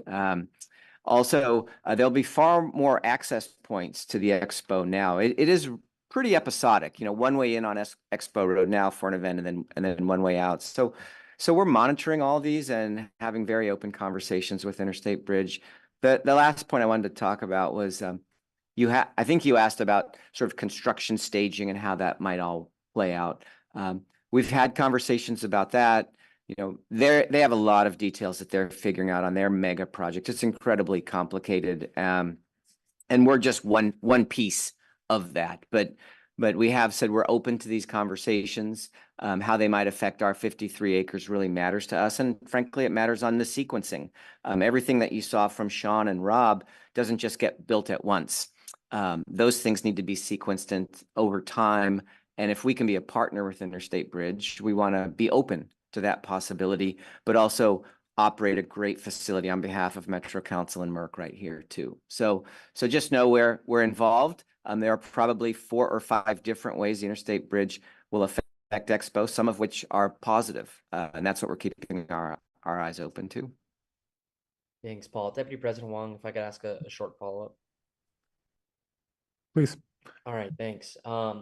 For our Hunden partners that help us look at the forecast and feasibility, is there any potential in the modeling? Did we take into account any potential construction things that might make it not appealing for folks to come and host items or traffic? I don't know, right? I just trying to also think with an open mind about getting ahead of that on the council side and how we help message that through these complicated big projects that are working in parallel to each other. So we could also have that conversation offline, but it's one that I personally want to be able to really hit the nail on the head in terms of big projects in that part of the region. Thanks.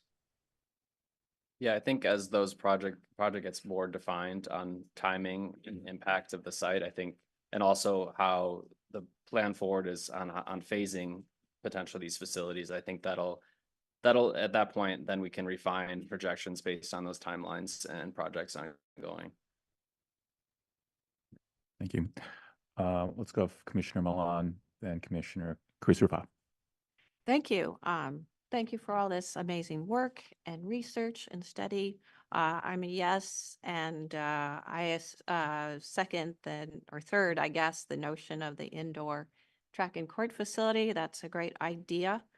I have mentioned this in the past. I think that it's a missed opportunity to not consider a pedestrian bridge over Marine Drive to the waterfront open space. So I know we're long away from a final design, but that's something to consider because there's a potential there at the waterfront, like what's happening in Vancouver. And given all the DEI work around this project, I really like in scenario 4, where the Memorial Museum is in the center as opposed to some of the other designs where the Memorial Museum is off to the side. So making it more integrated and centering it, actually physically having it in the center, I think is a really important consideration as you move forward. When you got to the end where you were talking about expenses and income and potentials for this and that, there was a mention in there of an assumption that the sports center would be managed by a private management company. Can you explain that a little bit? Because that wasn't really brought up earlier. Yeah, so obviously, again, the future phase of go forward decision making, there are a lot of decisions to be made. One of those would be governance. Who operates it, how's it operated, how's it paid for, all the other elements to this. So that is an open question. However, we did make the assumption based on the fact that in our experience, there are more pros than cons when it comes to youth sports, competitive youth sports venues to max out their impact, their usage, their impact, and their ability to generate revenues and minimize expenses, since they would have that motivation to do that. And so we made that assumption in order to show what we believe would be sort of the maximum possible impact and performance. Now, that's not to say that it can't be done well through the public sector, but there are pros and cons to both approaches. So that's certainly something in a go forward, phase of work that we can parse that apart. And obviously, if you went that route, you would typically, in good governance and in my background, I started off on the city side. It was often the case that we would have the existing folks who are running a facility or running a situation compete also for that opportunity to continue doing that alongside anybody from the private sector that would want to do that as well, so that it's an open opportunity for both the public and private sectors to compete for the right and the opportunity to run the facility and maximize benefit to the community. Well, given the existing staff has worked so hard to get to this point, I would hope and assume that they would continue to do so and still be engaged no matter what decisions made. Well, I would 100%. I mean, I've been working with Matthew for 10 years. There's no question that they do an incredible job here. And I think through thick and thin have been super creative in figuring this out. And on these like this around the country, they've figured out a way to drop a lot of money to the bottom line that then gets plowed back into the facilities or other uses. And so you just don't see that anywhere else. So I think absolute kudos to Matthew and his team for being able to pull that off. There are things, however, related that go beyond just the individual people who are in the building running it, just costs in terms of the benefit loads and those kinds of things that weigh on the operational expenses that the private sector wouldn't have. So that it's certainly something to be discussed down the line and not something we're making a recommendation on today. Thank you. Paul. I just wanted to clarify the pedestrian bridge. What I believe Commissioner Milan is referring to is Expo owns 3 to 4 acres on the waterfront side. In our 2011 conditional use master plan, there was a approval for a pedestrian bridge to go up and over Marine Drive and then down and connect with that 3 to 4 acres. I think that's what you're referring to. Is that correct? Okay, yeah. And that is not part of what Hunden Partners studied. It doesn't relate directly to sports tourism, but it has been approved once before by the city in a conditional use master plan. So as staff get into master planning work at this site, we'll make a note that that is important. Commissioner Chris Rusoff. Thank you. A few comments here. First of all, and this has been said many times, but we need to consider and to continue prioritizing our centering on the community. The storytelling event was fantastic. These were stories I knew, but listening to that was absolutely what I needed at this point to get re-energized. It was that shot in the arm. It also, I think, put a big old load of responsibility on every one of our shoulders. If you don't feel it, you should be, because this community needs to be lifted up and we need to make sure that it is centered and that there is no corner of the new entity that does not reflect our commitment to sharing the stories, to lifting them up, and to make this, which used to be a place of hurt, into a place of healing. It's extremely important. Secondarily, we're talking about a sports pivot. And yes, I am for this, but I think we also need to remember a few things. We need to remember that a fair amount of our economic and financial money comes from shows such as Cirque du Soleil, such as the RV show, such as these other things that have been a part of our history and are actually extremely additive to our bottom line. I'm a money manager. I focus on the bottom line.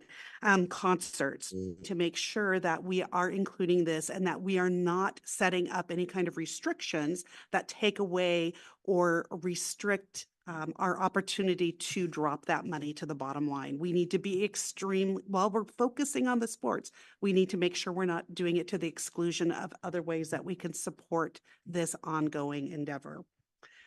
Thirdly, a big thank you to our current clients, right? Those current clients have kept us going, and it has been extremely disruptive to them to have to put up with this process, honestly. It's a process we're looking for. It's a process I'm excited about, but it has created a lot of anxiety out in the community around these different events and things that actually really do affect people's livelihoods. So I want to say thank you. And I want to remember that as we're going forward, that we're able to utilize the space and to honor those commitments and to continue, not saying we're not going to go forward with those commitments. While we're able to, we need to, again, make a commitment to that community and make a commitment to our bottom line to continue utilizing that as much as we're able.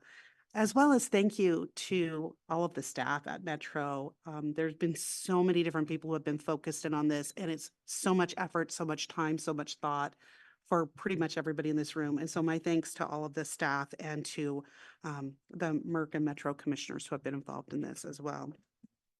And and then I guess getting back to Marisa's questions, do we officially do a sports pivot? Yes. Requesting any further data.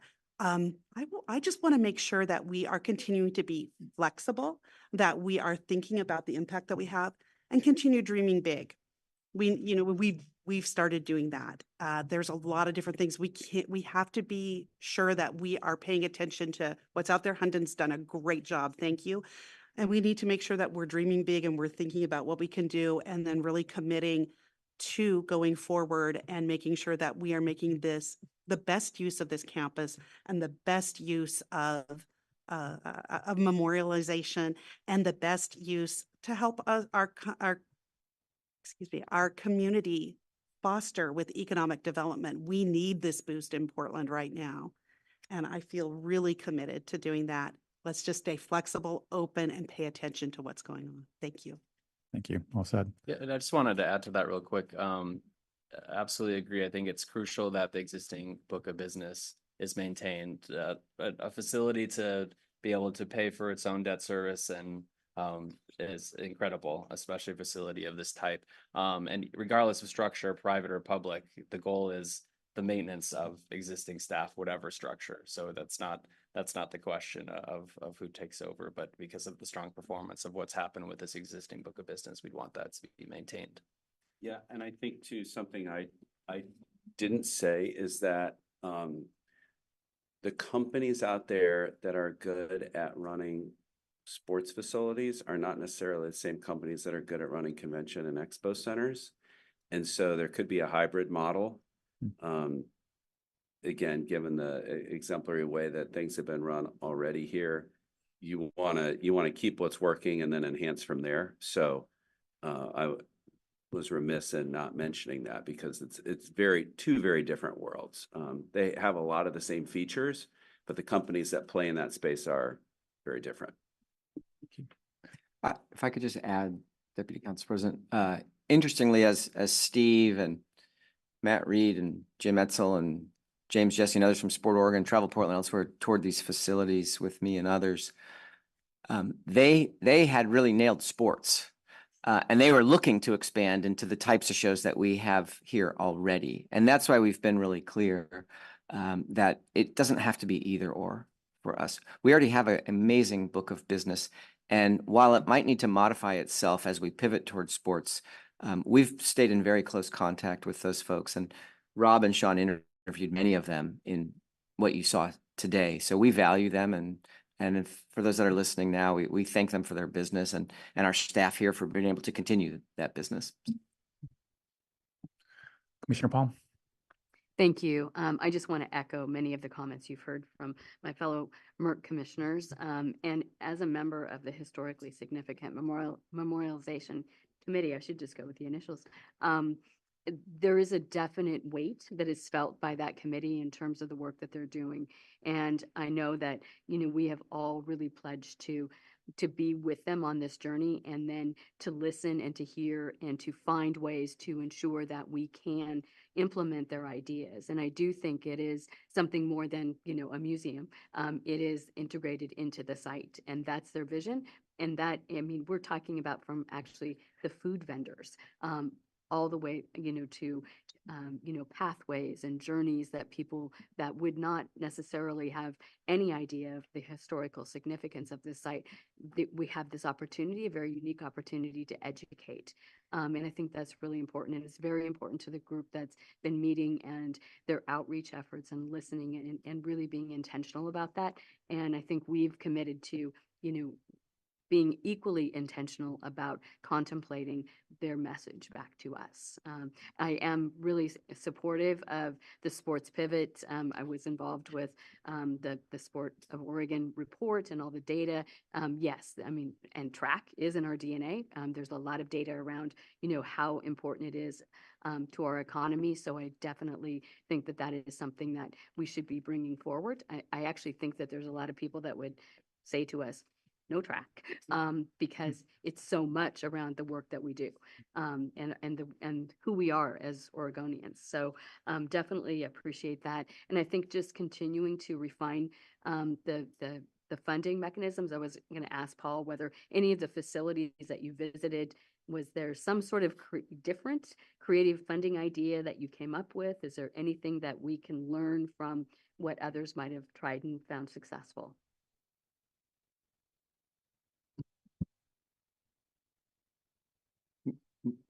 I could address that now. So on the last slide from Hunden, they assembled with some help from our excellent finance staff and our DCOO, Andrew Scott, sort of what kinds of things might work here, given our financial ecosystem. The other states we visited benefit greatly from a sales tax, and that helps lift facilities. I will say in our visits, it's clear to us that we really do keep a sharp eye on money in, money out. The other facilities do as well, but they also have seen this greater benefit to their community about economic development and indirect of sports tourism and sort of reintroducing people to the South, as Mayor Bricado shared with us. We will have more conversations about what are the various ways this could be funded responsibly, depending upon the scenario that eventually gets landed on. So more to come on that. Just one final comment. I want to appreciate the fact that it was contemplated in terms of ongoing maintenance.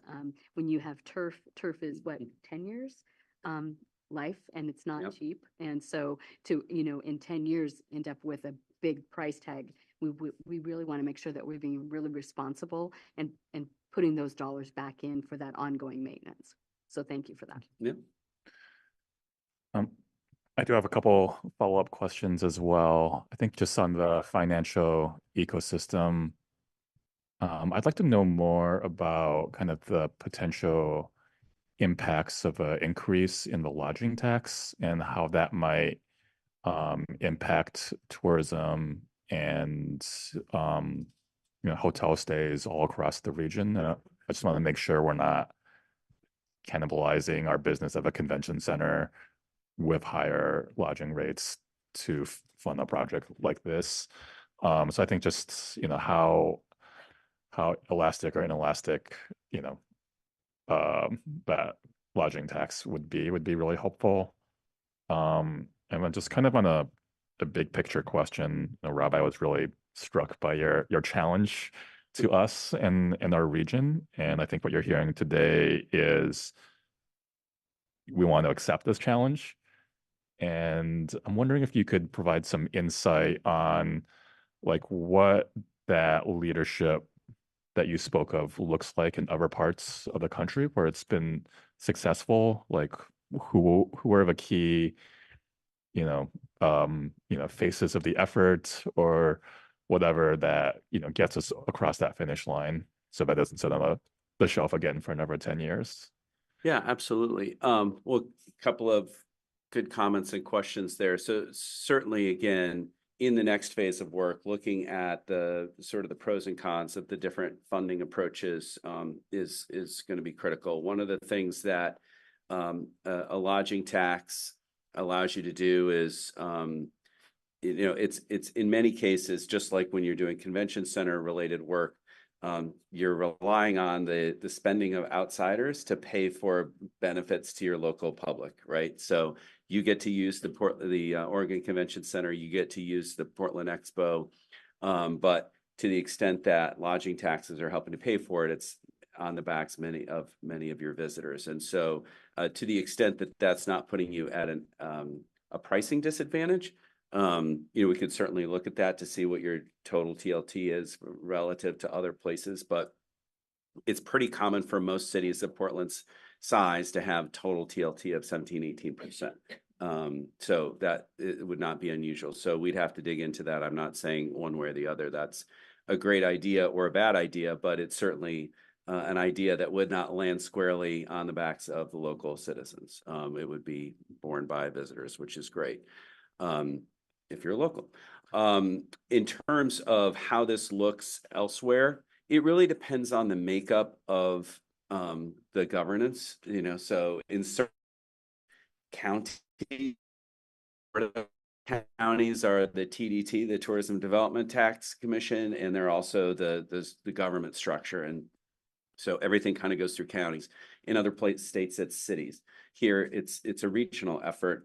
But also, I would say that most of the places we work, these kinds of projects are seen as, again, these destination development drivers. So the tourism group, the Destination Management Organization, or the CVB, as some people call them still, is usually at the forefront saying this is important for tourism. It helps to fill our hotels when they need to be filled. During the week, it's fine, but we have gaps on the weekends.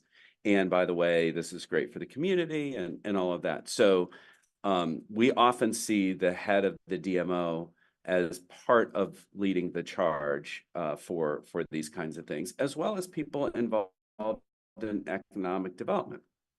We're working in Prince William County, Virginia right now, which is a very robust suburban Washington, D.C. county in Virginia, and they're looking at a similar type of a venue, and it's both tourism and economic development that are looking at this together, and then we'll take that to leadership of the county to get approvals in some way, shape, or form. So again, I think it's an economic development project, it's a tourism development project, but at the end of the day, for funding, it usually comes down to electeds to take that leadership mantle and again, kind of score that touchdown, if you will.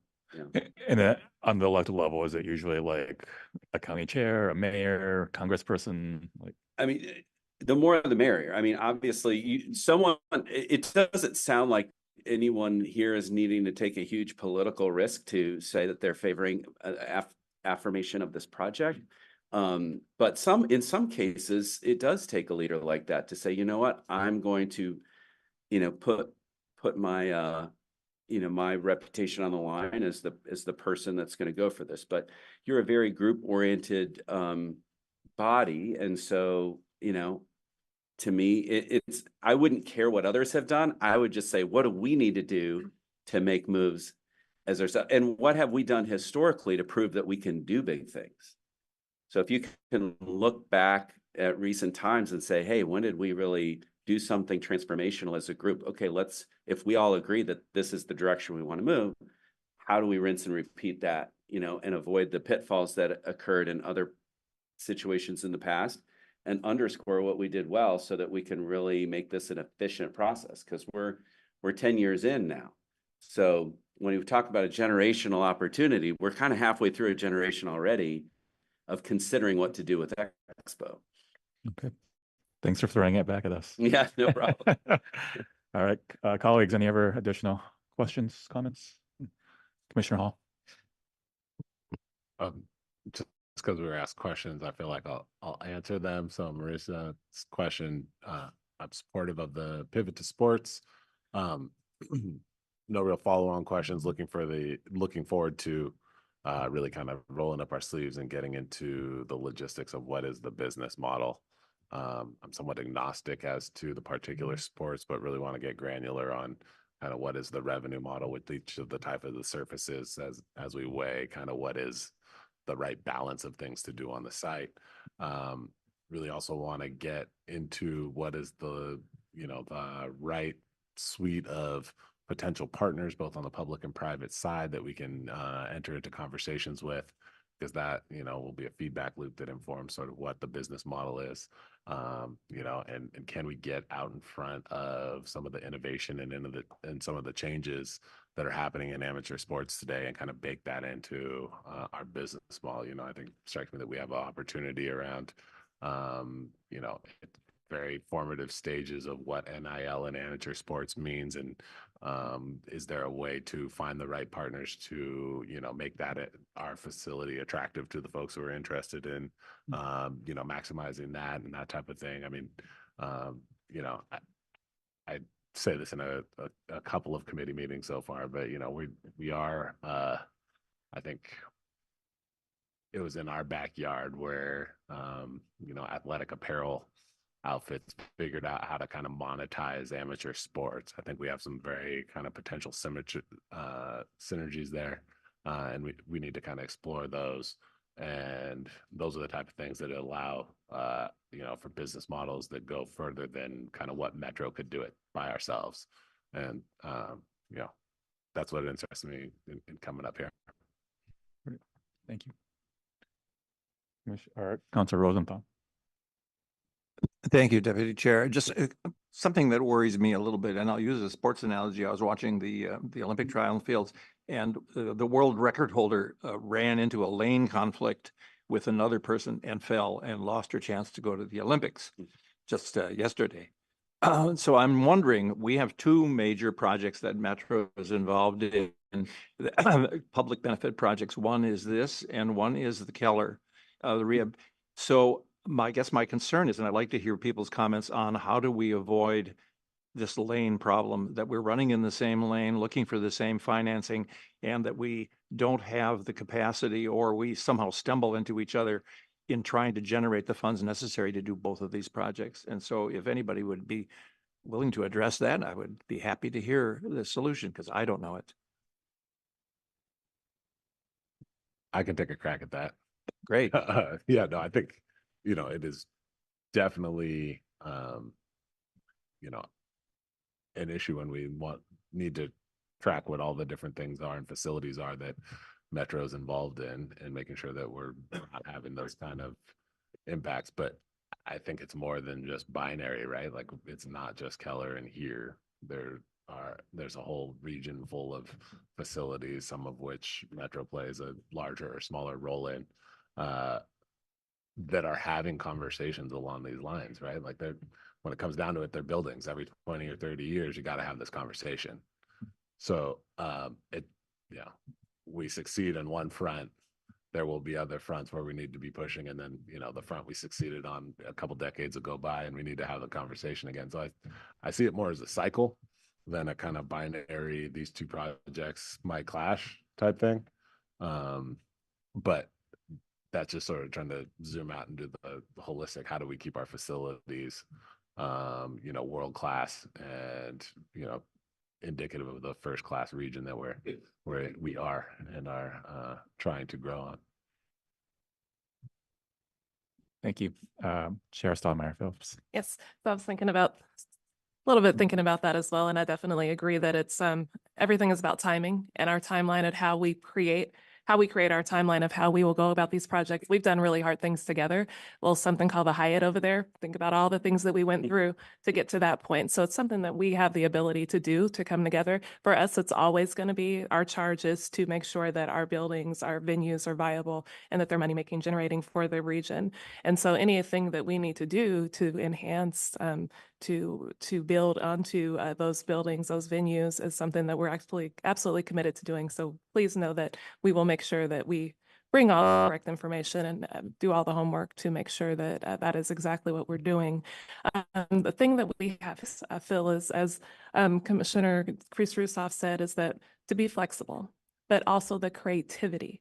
All the examples, I love that we've gone to visit these various venues, but no one has done anything that we're looking to do. When we think about maintaining the business that we have here, the first committee that I ever served on when I joined the commission was Expo Center. And so getting the opportunity to really meet these people who have had these events here before I was born. I mean, to be perfectly honest, they've been having their events here and they're committed to having their events here at this building. And they've been supportive, as Commissioner Kreis-Rusoff said. They've gone through a lot to get to this point, but they've remained supportive. And so we have to remain supportive to them. The sports pivot, absolutely. I'm 100% in favor of that. But we can do both. We can do both. And then the memorialization. That's one thing we have not had. And I love that we had, oh gosh, where'd she go? From Oregon Historical Society. As someone that has built, someone that has actually built a memorial type of, immediately what came to mind for me, if I don't know if people have visited the National Museum of African American History in Washington, D.C., and how that was created. So the entire venue, I think you mentioned, Commissioner Palm, about even the food, everything in there was very creatively designed specifically for the purpose of hitting all of your senses, right? All of your senses are affected when you go into that building, into that museum. And so I see that happening here. So it's an overlay of all three of these things, our existing events, the sports pivot, and then also that memorialization. So we don't have all the answers right now, and that's okay, right? That's okay because we're doing something transformative. And so I just think we definitely need to keep that in mind. We may not have all the experts at this point. As we continue to move down the line, we will bring in those experts to help us to create that new thing that we have here. It's so exciting to me. I mean, I just can't even contain it because no one's done it before. So be open. I just want to be open. I haven't had any questions. These have all been great questions, but I just haven't had any questions yet because I don't think we don't have all of the answers yet because it's going to come as we go. Thank you, Chair. Thank you. Councilor Lewis. Sure, thank you. The comments have taken me in a direction where I think we have to also be reflective of the work that's been done at Oregon Convention Center. Not only have we done a lot of work to build the new book of business that was opened by having a hotel adjacent, but we've also done work in the sports and entertainment world that there's a confluence here, right? Not only have we had track events there, we've had cheer competitions, we've had competitive dance. So that also opens up the conversation about what is the future of those shows and the investments we're making here. So I think there's a constellation, and we can't just be thinking about being in competition or in a resource constrained world. And we're in the place where we need to be a little bit more greenfield thinking, like you were saying, in this stage. So I look forward to continue the discussions very pragmatically about what the potential funding sources are. But I first want to see what all the opportunities are before we bargain against ourselves. Thank you. Commissioner Pendleton. Okay, well, once once again, I just want to say, London, what a great job you guys have done with the findings. Okay, and I'm very pleased with it. But I want to share something with you. I had the opportunity to travel over to Maupin, Oregon, Central Oregon, where they built a track in this small little community that's only about 2 blocks long. Okay, and it was the first day that they opened the track. I had the opportunity to see not just a little town, but communities from the surrounding area to come over. And several times I've traveled back over to see the economic impact that it's had on businesses there. And I've talked to many businesses in that area. So I know what sports tourism can do for a community. And so, you know, what I think about what we're undertaking here, I believe, and I think we all would agree on this, that we have an obligation help support this community. My first thought was simply look at the business model of it. And then when I stepped and I thought about how I got to where I'm at today, it was by others helping me. And so when I looked at their report and I saw that there's this campus that creates an opportunity to help the businesses and help the community, I think that's a piece that we should really focus on more as we continue to move forward in our thought process. I'm very pleased with the work they've done in terms of ensuring that the model options that we have, especially 1 and 4, are pretty much sustainable. So the risk factor is not as great as I initially thought it was going to be due to the different sources of revenue streams. I also looked at in terms of, you know, from a funding, you know, mechanism, what are we talking about here? Is there an opportunity to look at federal fundings because of this historical piece? There may be some work that we can do there. I'm not sure or not, but I think there's opportunities. We cannot continue to just talk about this. We got to continue to move forward. And I think we're all on the same page there. But I think from a community standpoint, you know, the businesses and what a facility would look like would create opportunities for the community to use it beyond just a business standpoint. So kudos to you guys for the work that you've done. Yeah. Yeah, I can just speak. I think you mentioned potential federal money. That for small communities, there are USDA grants for certain things that small communities can go after, but for all intents and purposes, federal funds for this kind of thing, unless it's also counted as an emergency shelter, like in Florida and certain places, they can use that rationale to help get some state or federal FEMA type money. But otherwise, federal funds for these kinds of things are pretty non-existent. But certainly we've identified, and well, you all have identified a lot of potential sources out there. So again, that's in those next steps. So we'll be happy to look into that if we, you know, get moved forward down the field. Okay. Well, I want to thank Paul and your team and all our community partners, and thank Hutton Partners, and thank you to the Merck Commission for really diving in and rolling up your sleeves. Really excited to have your leadership. I'm going to turn this to Marisa for any closing comments, next steps. Thank you, Deputy Council President. I too just want to repeat our thanks to Hutton Partners and the staff, as well as to our commissioners and council for having this conversation. You know, it something that you said, Rob, really stuck with me, that we need to think about this as a project where the benefits accrue to the community and not to the building. And I think that that's a key, you know, mind frame that I certainly didn't have, you know, coming in. I was thinking, you know, more like, okay, how do we make this? It still has to pencil, but I think the purpose-driven part is making sure that everything, all the components, whatever at the end of the day you all decide goes in there. We need to be thinking about and measuring what the economic development impact is outside the walls. If we do this, it's going to be an awesome, fun place. It's going to be great to be here, but it's going to be even better as that benefit ripples out, you know, away from the facility. So really appreciate everyone participating in this today. Just a reminder that we will see you all again in December when we present the historical significance and memorialization committee's vision for how to elevate the rich history and culture here. Really appreciate all the comments about that today as well. And then we'll also be presenting funding strategies from the Funding and Financing Task Force.